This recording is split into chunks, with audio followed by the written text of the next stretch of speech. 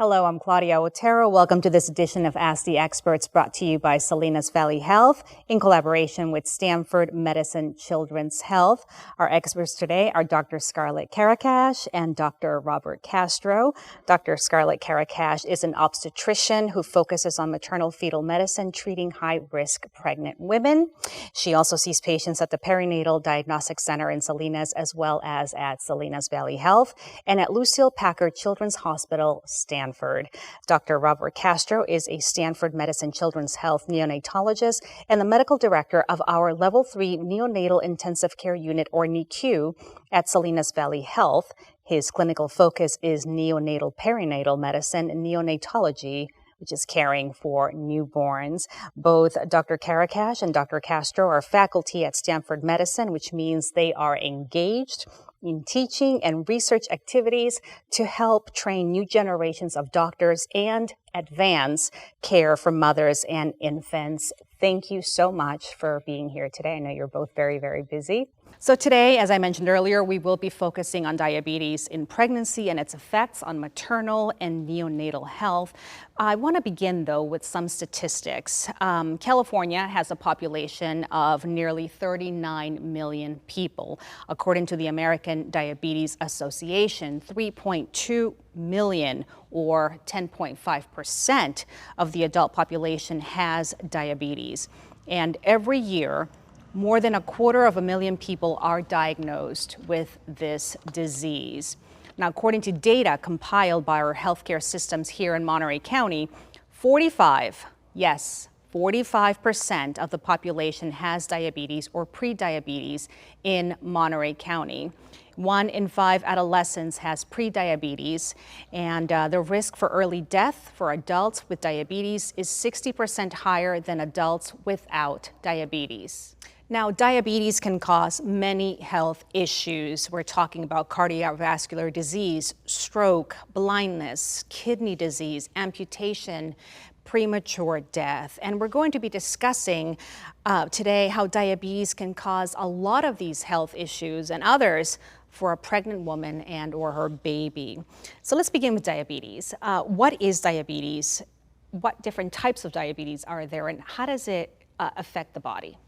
Diabetes is when your body isn't able to process the sugar or carbohydrates that you ingest. Normally, when you eat food, your body breaks down the food, and the glucose, or sugar specifically, when it gets in your blood, a very important hormone called insulin is able to process that sugar and distribute it into the appropriate organs and tissues that need it to use it for fuel. So there are different types of diabetes.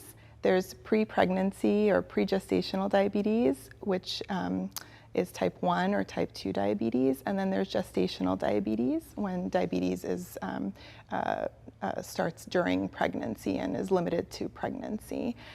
Type 1 diabetes is very different from the other two in that for type 1 diabetes, your body no longer makes any insulin. So all of the insulin that you get is from what's injected, and you need that in order to survive.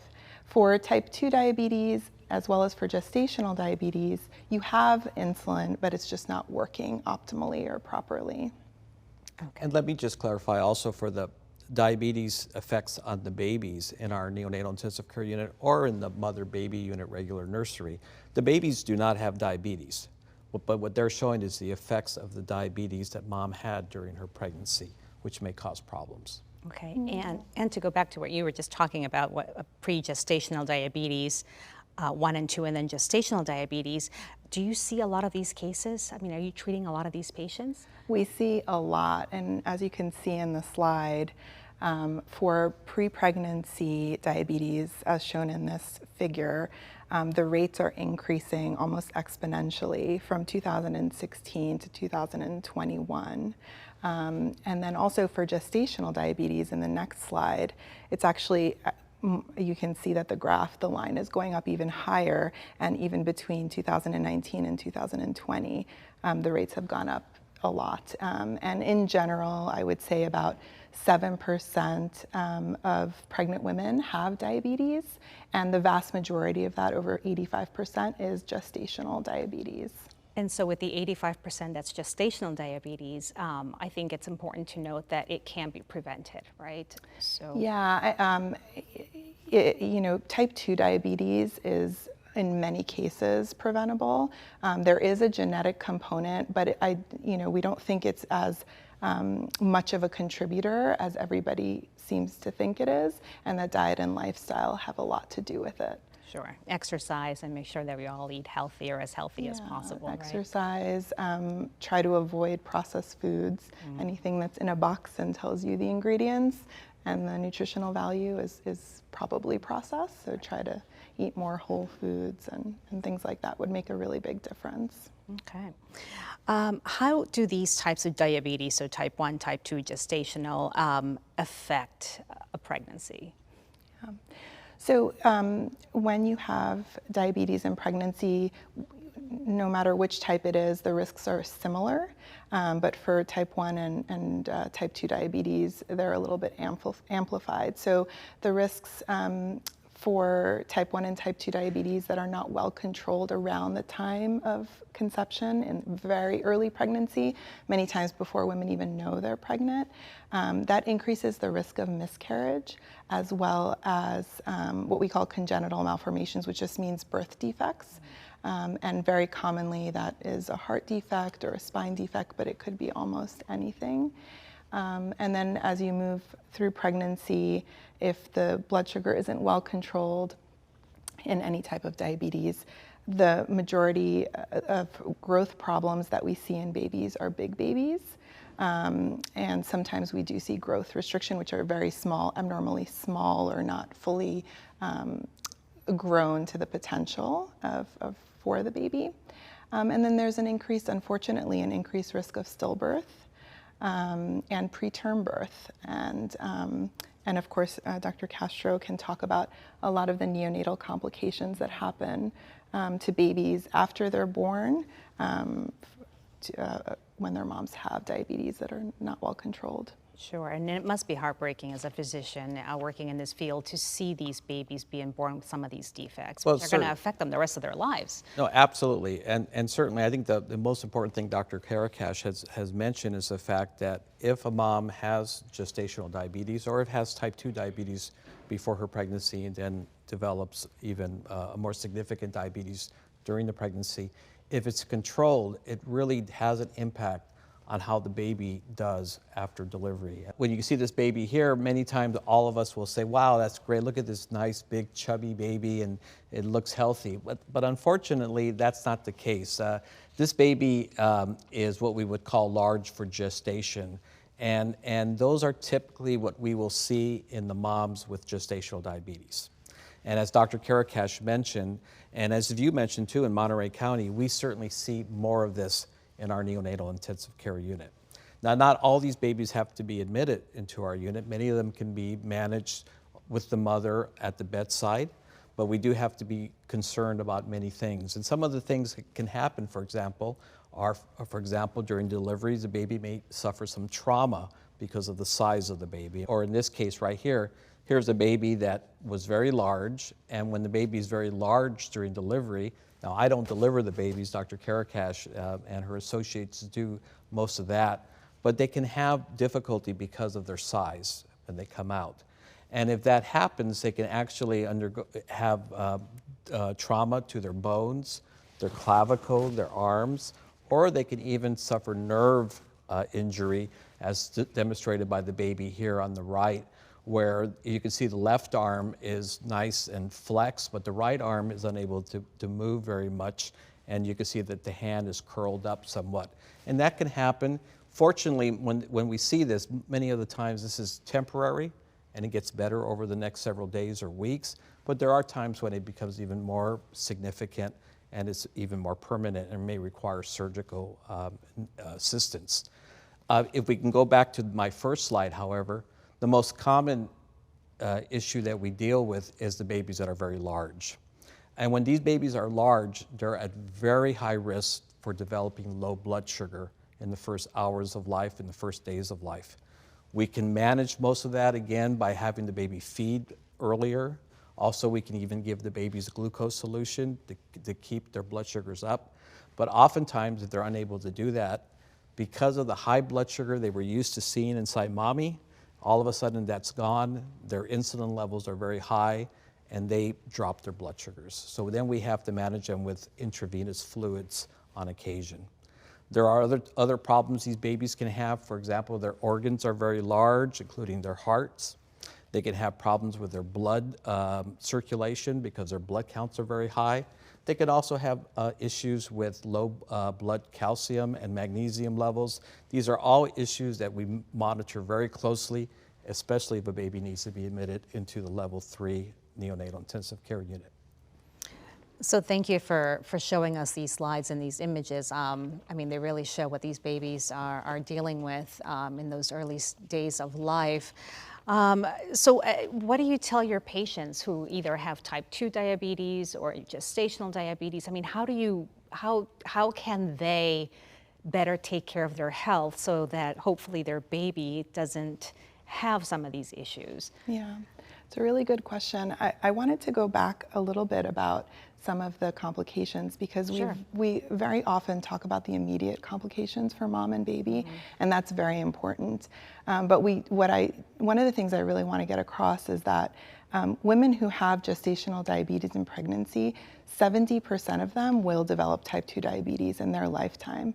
And we know that specifically for Hispanic women, 60% of them will develop type 2 diabetes within 5 years of when they had gestational diabetes.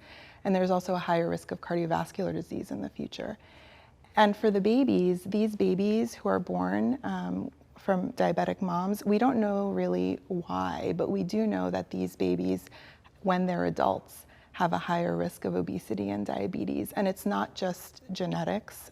There are other things going on just within development in utero. So you're looking at almost, without having that puzzle piece missing, you're looking at a circle almost of the diabetes affecting the family, right? Absolutely. And it's almost like transgenerational. And it seems almost, as we can see, it's getting worse and worse because it's just progressing in that way. So a woman can deliver a baby at, let's say, age 20, and according to those statistics that you just mentioned, she can develop diabetes type 2. If she had gestational diabetes, she can develop type 2 diabetes at age 25, let's say. I mean, that young. Yes, and it's not, as you had mentioned, as what we talked about earlier, it's not a for sure thing. There are things that you can do to prevent that. Right. From happening, but yeah, there is a much higher risk, and we are seeing that, diabetes, type 2 diabetes is increasing for everybody, and it's higher risk for women who are older, but we're seeing that in the younger women, their percent increase over the years is actually higher. So we're just seeing more young women with type 2 diabetes. And also with gestational diabetes, because it all is kind of a spectrum. And so what other complications do you see? So some of the labor complications we see with women who have diabetes in pregnancy is that there's an increased risk of shoulder dystocia, and that's just a fancy way of saying that the babies, when they're very big and their moms have diabetes, during the labor process and when they're delivering, the head comes out, but the shoulder gets stuck. And that's because the baby is too big to fit. And that is one of our most scary obstetric emergencies. And the other is that women with diabetes have an increased risk of cesarean section. And the most common reason is because their obstetrician or OB provider is worried that the baby is too big. And then they have a C-section in order to try to avoid a shoulder dystocia.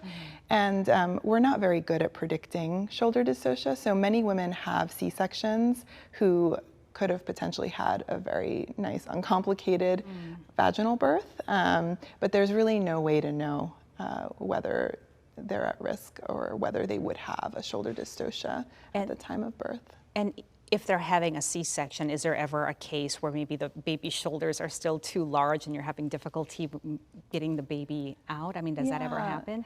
Yeah, that's a good question.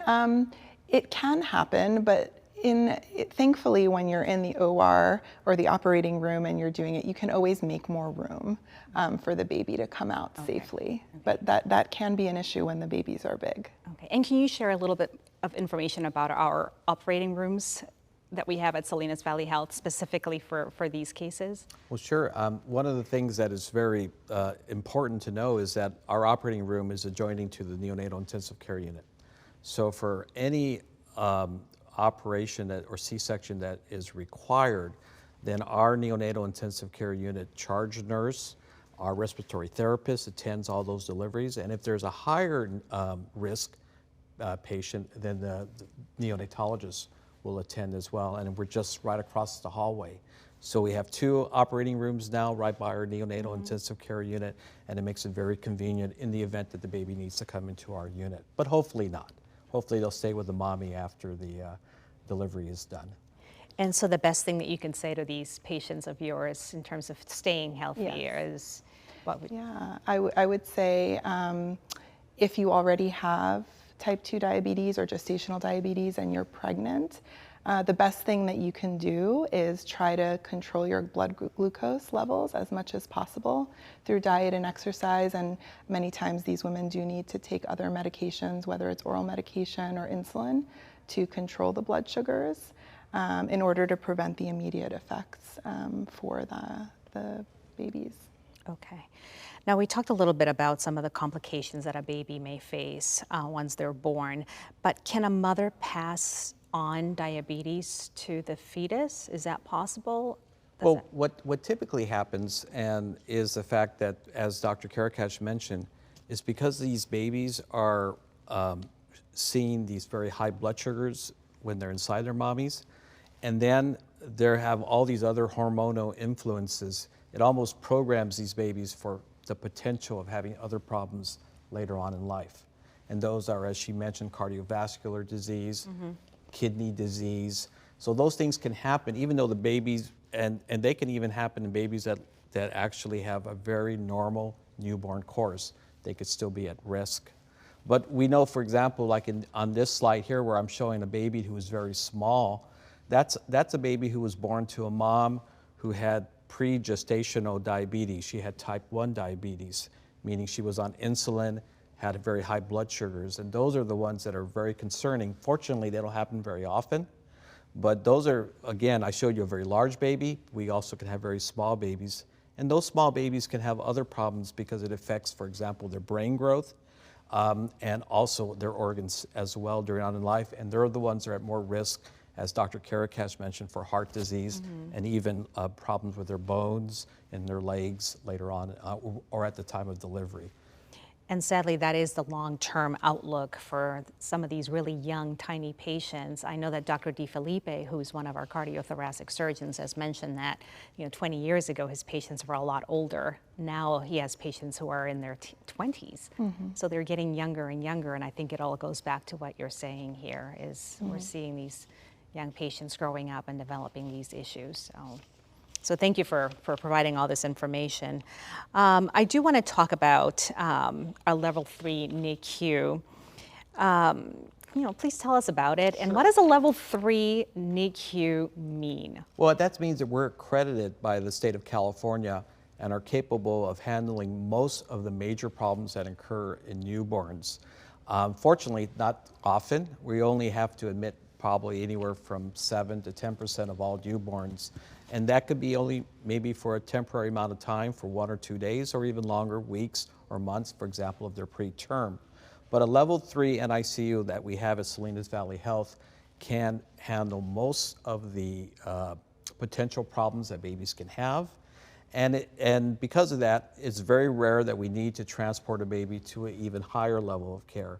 But when that occurs, we're very fortunate in the fact that we have regional hospitals in the Bay Area, one being, for example, Lucile Packard Children's Hospital.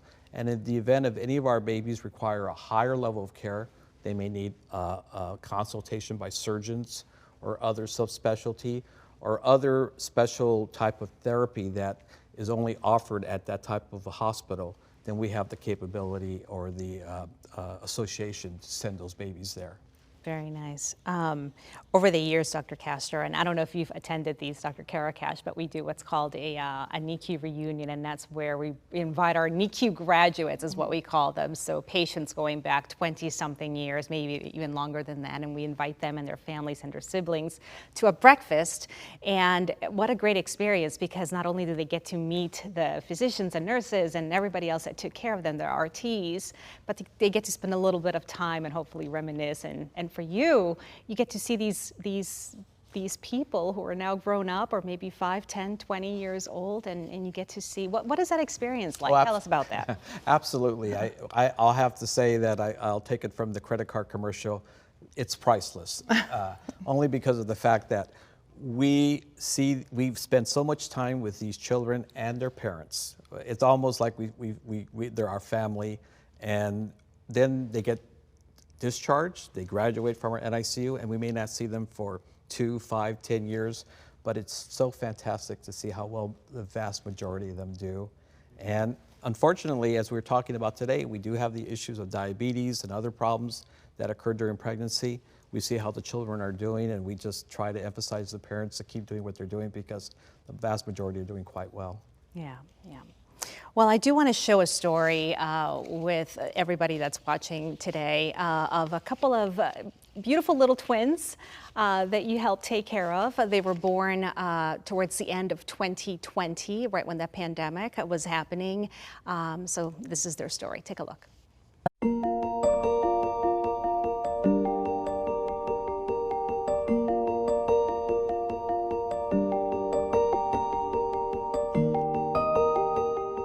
I was about 29 weeks. I started having pain one night. The pain kept getting worse, so I was brought into the OB-ED. They did a quick ultrasound to check how babies were positioned. Baby A was head down. Baby B was breech, so I had to have a C-section. And then that's when they quickly brought me into the OR. Then maybe less than 5 minutes, the babies were out. They were rushed to NICU, and so I believe I saw them the following day. Which was hard because both of them were intubated. I think within the next day they were extubated, which was really nice. And I mean, I know it lifted a lot off my shoulders knowing that they were able to breathe on their own. The following day we got to hold them, and I think he held them first. Was because their hands were so small.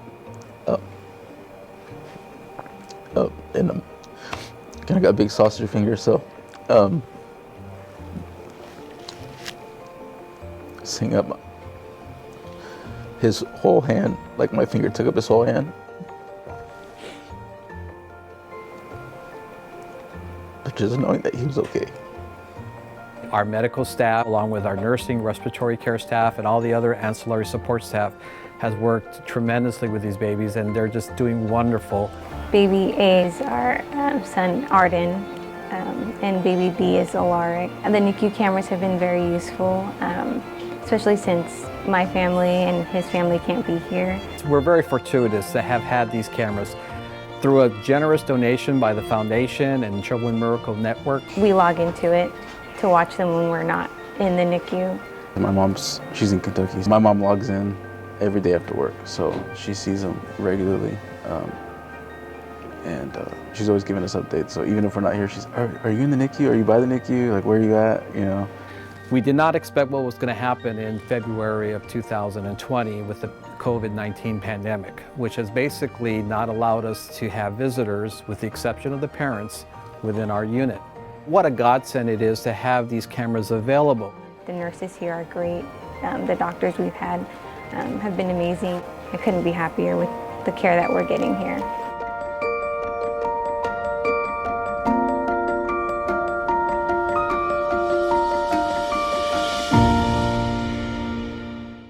So that is a very special video, I'm sure to you. It's also special to me because their mother is actually one of our employees, and I was actually in the NICU working on a different project with you and your staff when we actually saw mom and dad there with the babies, and we didn't know the story at that time, but it was very special to watch them, touch them for the first time and to feed, and it was just an amazing story, and those babies are just beautiful and they're doing fantastic. And we saw them in our NICU reunion just a few months ago, and they're doing great. Yeah. So congratulations to the entire team, because you all do amazing, amazing things with our littlest, tiniest patients. So what is the one piece of advice that you would want to give to a mother-to-be in terms of health and delivering a healthy baby? Okay. So I think, broadening it away, including other chronic diseases, including diabetes. Anytime a woman has any sort of chronic disease or illness, the best thing to do is try to optimize it before you try to get pregnant. And so to have a planned pregnancy, in the case of diabetes, if you have type 1 or type 2 diabetes, or even a history of gestational diabetes, try to optimize your health. And that may mean optimizing the medications you're on, if you're on any, to keep your blood sugars at the normal level, or trying to have a healthy lifestyle with moving your body, eating healthy, trying to avoid processed food, and optimize your health before you get pregnant, so that hopefully the idea is to try to decrease any risk of gestational diabetes or any complications of type 1 or type 2 diabetes in pregnancy. Would you recommend the person having a conversation with their physician before actually trying to get pregnant? I mean, would that be the way to go? Yeah, absolutely. Speaking with your OB provider, or if you have a lot of health problems, having a consultation, we call it a preconception consultation. So when you're thinking about pregnancy, speaking to somebody, including a high-risk OB doctor, to give you advice on where you are and what you can do to improve your health, to optimize your pregnancy and your baby's health. Okay, so remember, optimize your health for the sake of your baby and for yours as well. Dr. Castro, any advice? Well, no, I can't also underemphasize what was said by Dr. Karakash, because the moms who have either pre-gestational diabetes or diabetes before they become pregnant are at risk of having very high blood sugars in the early part of their pregnancy. And that's when most of the organs are being formed in the babies. And that's where the most issues can happen with those type of babies. Now that's very uncommon. The other issue is during the pregnancy, if the mom develops gestational diabetes, that her blood sugars are followed carefully. If they are high, then that she goes on her diet, or if medications are necessary. But it is so important because we can see it in the babies that we take care of. The moms that have been cared for, have managed their blood sugars well, have had a healthy lifestyle, as was mentioned, those babies seem to do much better, have less of the side effects of the maternal diabetes than the ones that unfortunately don't. And it makes our life easier, it makes the baby's life easier, and their stay in the hospital is much shorter. Okay, very nice. Well, I thank you both for your time on behalf of Salinas Valley Health and Stanford Medicine Children's Health. Again, we really appreciate you being here. We hope that you take this information and run with it. It's very important. We want healthy babies. We also want healthy families all around, right? And we just want to let you know this presentation will stay right here on this Facebook page, so please like and share it. To learn more about upcoming events such as other Ask the Experts presentations, to listen to our Ask the Experts podcasts, to watch other educational health videos, or to stay up to date on our community events such as our monthly Walk with a Doc walks, please follow us on Facebook, X, Instagram, LinkedIn, and YouTube. Again, thank you so much for being here, for your time. And on behalf of Salinas Valley Health and Stanford Medicine Children's Health, thank you so much for watching. I'm Claudia Otero. We'll see you next time.